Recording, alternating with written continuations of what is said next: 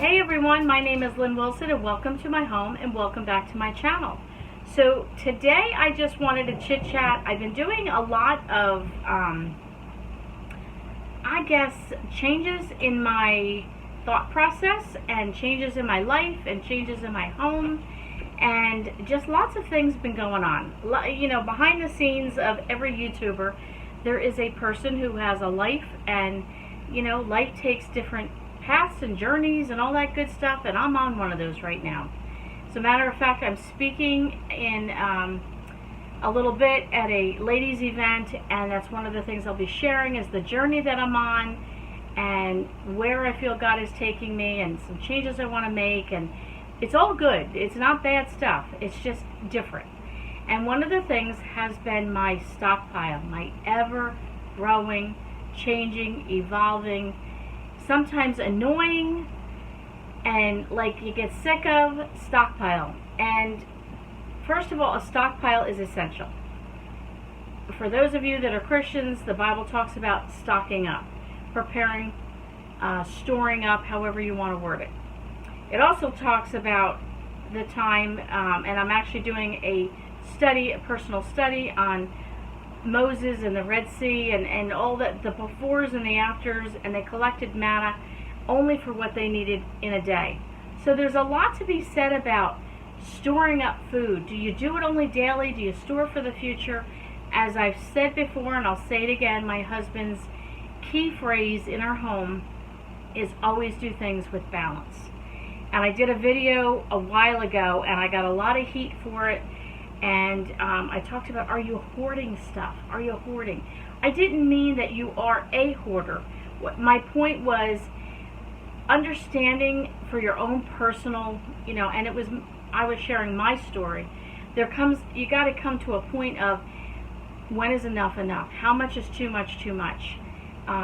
If you have room in your home to hold 500 pounds of oatmeal, I'm not going to say go for it, but can you eat all that in a lifetime? You know, I struggle with, you know, I get fed up with the stockpile, and I want to I'm done. I want to eat it all up and be done with it. And then I have days where I'm like, oh, do I need more? What do I need? And, you know, it's a constant struggle. Are you guys like that, or is it just me? I struggle with how much to have, how little to have, where's the balance, and all that. I tend to find, too, for me, we eat certain things all the time, like macaroni and cheese is a staple in our house. Hands down, staple. But other things, we'll go on a rice kick and then we get sick of rice. And then we go on a potato kick and we get sick of potatoes. So there are certain things that I'm not going to stockpile a ton of because we go through phases, and I don't want to store something that we're not going to eat for a while.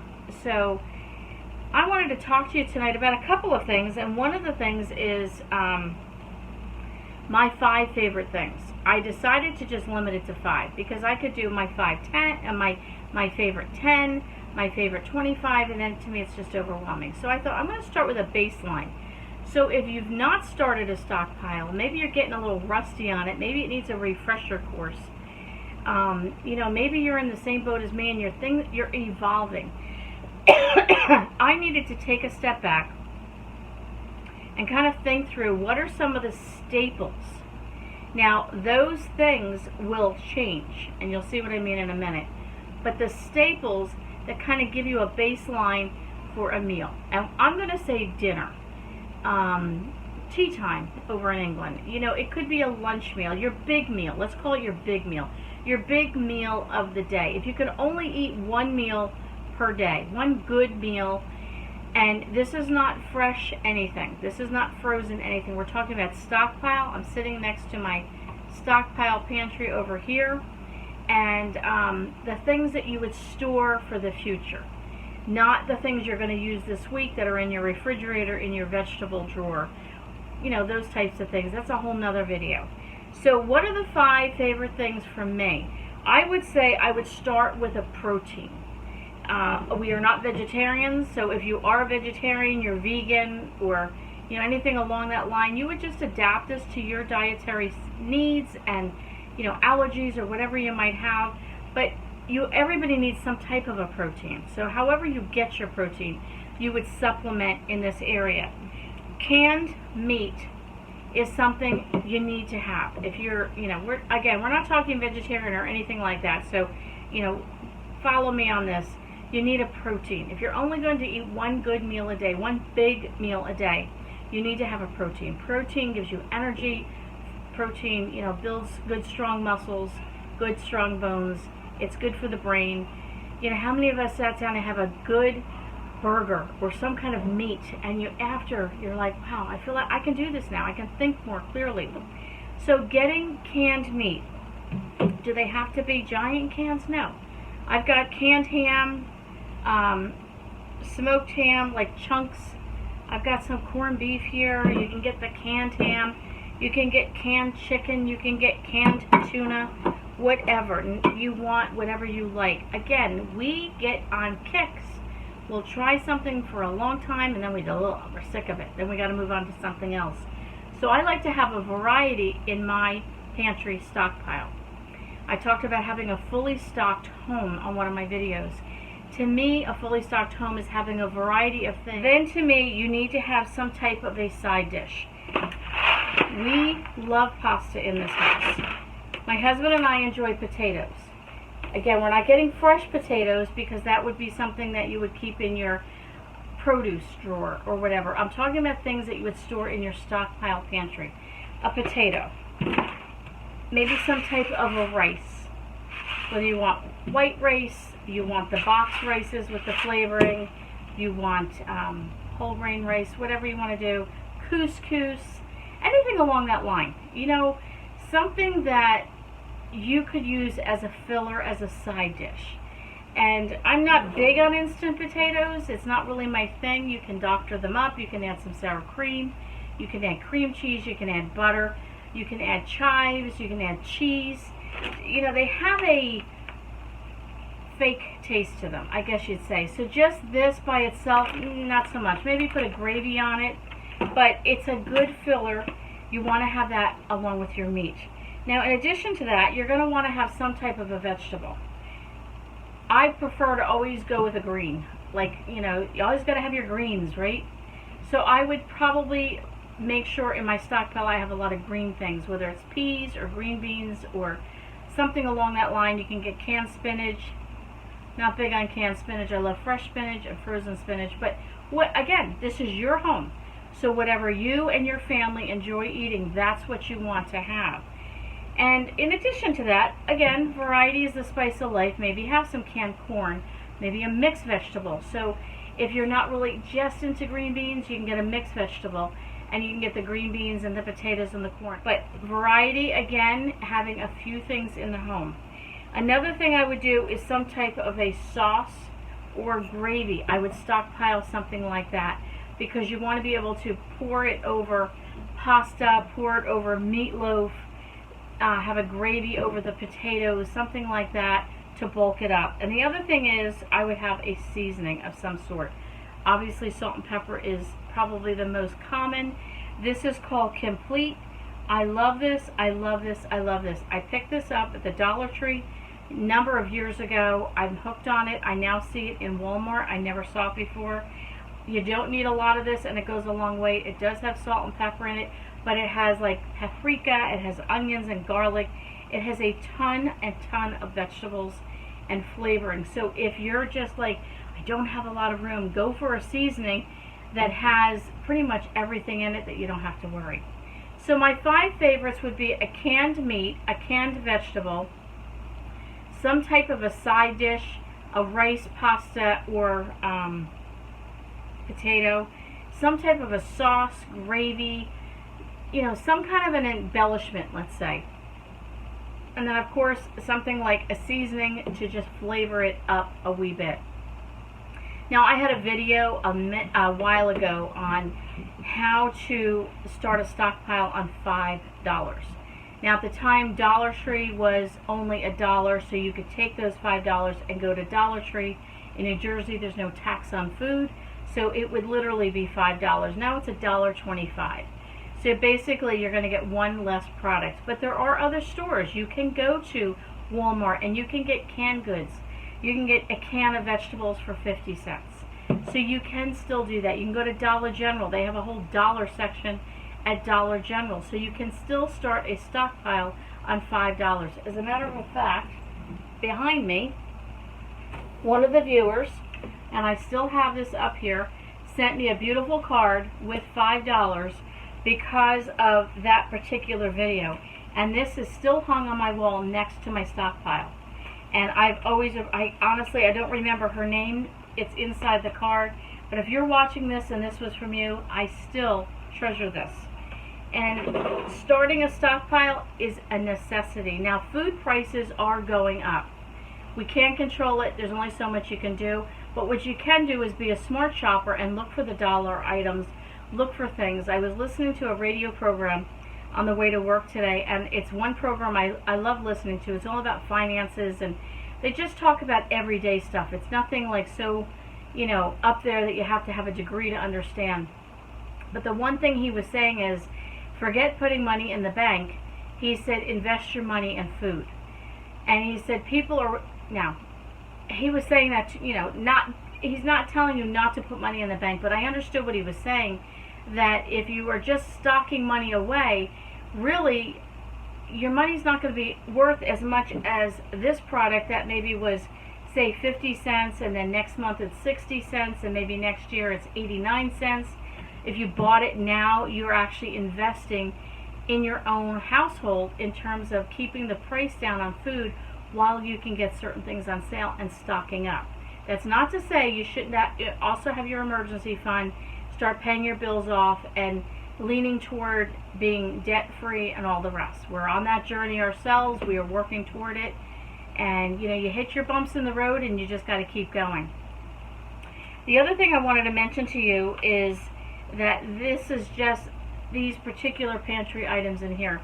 I have my favorites when it comes to things I want to store for baking. I have my favorites for spices. You can go back and watch my video on stocking up on spices. I have certain things I prefer to use for holiday times, specialty things, and all the rest. And I'll share some of those things along the way as well. I have some videos coming up, and I mentioned I'm on a different journey in life where I don't know that we're decluttering. Like, some people are just like, we're not minimalist. We like things. Can you tell? Yes. I actually have to clean this off. But we like things. Our home is eclectic, and it reminds me of going to a general store. I always wanted to go to Vermont. I don't know why I have this image in my head of going to Vermont to a general store and shopping, and that's the way I like my home to look. And I love it. It brings me joy. I love coming home. I love sitting and looking at my things. And my husband and I are both identical, so it's a great thing. But along with that comes some times where you just get claustrophobic and you need to start cleaning out. And I've had to clean out my pantry. And for the past 3 months, we have been living out of our pantry as much as possible. I'm not saying this is an everyday, 3 meals a day. We've been diligent and perfect. No, we're not perfect people. We have done our best with the time frame that we can with my work schedule and everything else that goes into our daily life, using up a lot of the things that are in the freezer, pantry, stockpile, refrigerator, so on and so forth, to use some things up. In doing that, I found things I know we're never going to eat. Why in the world am I storing these things when I know we're not going to eat it? I will have some viewers that will say, you can't get rid of that food. Why are you doing that? I've had people ask me that. Why am I getting rid of it? Because we'll never eat it. We will not eat it. So I'd rather bless somebody else with those foods. Maybe they were given to me. Maybe I bought them by mistake. Maybe I bought them on purpose. Bottom line is, we're not eating it. And it's taking up shelf space in my pantry that I can replenish and rebuild with the things that we do like. So a couple of videos that you'll see up and coming in the next few weeks to few months is one, I have a new look to my stockpile. You've watched me take it out of my closet.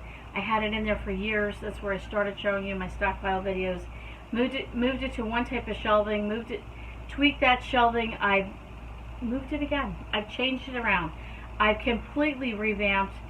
I couldn't figure out what I wanted. I was on Pinterest. I was on Google. I watched videos on YouTube. I could not figure out what would work for me. I'm a very very visual person. If I see it, I use it. If I see it, it's convenient. If I see it, I will make homemade from scratch. If it's behind a cabinet, I don't see it. If it's hidden and put away and everything is away, I don't function that way. I just don't. So if you're looking for a pretty, pristine, perfectly white kitchen with nothing in it, you're not going to find it at home with Lynn Wilson. What you're going to find at home with Lynn Wilson is a everyday working kitchen. And you're going to find that my kitchen is functional. It's functional for me and for my family. It works for us. It's convenient. I like convenience. We don't think anything of running to the convenience drive-through because it is convenient. But when it comes to decorating our kitchen or displaying things in our kitchen or setting up a pantry stockpile in our kitchen, we don't usually lean toward convenience. We want the pretty look. We want everything just perfect. I don't want that. I want convenience. I want to go through the drive-through in my kitchen and, cheeseburger and fries and a, cherry Coke and whatever else I want, and kind of drive through my kitchen and order what I need, and convenience. I want convenience. I want it simple and easy for me. So I'm going to be showing you how I've redone my stockpile and pantry, and a few things on my counter that I'm sure would drive some of you crazy. I don't really care because I'm not in your kitchen. It's my kitchen, but maybe it will help you and redirect you on thinking through how can I make my life convenient. You might not like my style, but maybe it'll give you an idea. So I'm going to be showing you a new look to my stockpile, new storage for my stockpile, new ways I store some of my stockpile items, and also going to be getting some new foods for my stockpile. Now, I did mention to you it was 7 weeks since we had gone to the grocery store. If you watched my video last week when we went to Walmart, 7 weeks, it's almost 2 months that I did not go to the grocery store other than milk and eggs and things like that, but like a big shopping. I did the big shopping, and even with that, I didn't need a ton of stuff because I still have some things, and we're using our food differently. We're using it more effectively. I don't even know if that's the right word for food, but we're using it more creatively, trying to mix and match things that are left over. I love Amy Marion. She always says, gathering up your fragments, all those things that, the bits and pieces, and pulling it together and making a meal. We're trying to do that more and more, but I will be wanting to stock up in the fall for the fall, winter, and early spring. So we're going to be hitting Sharp Shoppers, BB's, which are both located in Pennsylvania. They're the closest, at least, Sharp Shoppers to me. And you hear Jamarelle Stewart, for those of you that watch her. She does Sharp Shoppers in Virginia. I am in New Jersey, so we will be traveling. Discount grocery store, they opened one 40 minutes from me. There's also one in Pennsylvania we like. And then somebody told me, I don't remember the name of it, but it's in Ephrata, Pennsylvania. There's a Sharps out there. BB's is not that far from there. Grocery Outlet is not too far from there, and I don't remember the name of this other one, but it's a Mennonite-owned discount grocery store. We're going to be checking that out. So if any of you are out in that neck of the woods, and in the Lancaster area, Ephrata, Morgantown, Mount Joy, any of those areas, and know of good discount grocery food shopping places, leave me a comment below, because I would love to include that in the video when I go out there and shop. We're going to be just taking ourselves out there, some coolers, some bags, and filling up on a bunch of foods for the fall, winter, and early spring at a discounted price. We're going to start there, and then from there we're going to be filling up on going to BJ's and Costco's and getting some of those things. I have to get some canning done, some dehydration going, a bunch of other things like that. So there you have it, my 5 favorite stockpile things for a basic meal, like a big meal once a day. Of course, added to this are many other things that we enjoy, but if you could only have 5, that's the 5. If you hear that squealing, that is my ice maker. It is letting me know it's getting ready to make ice.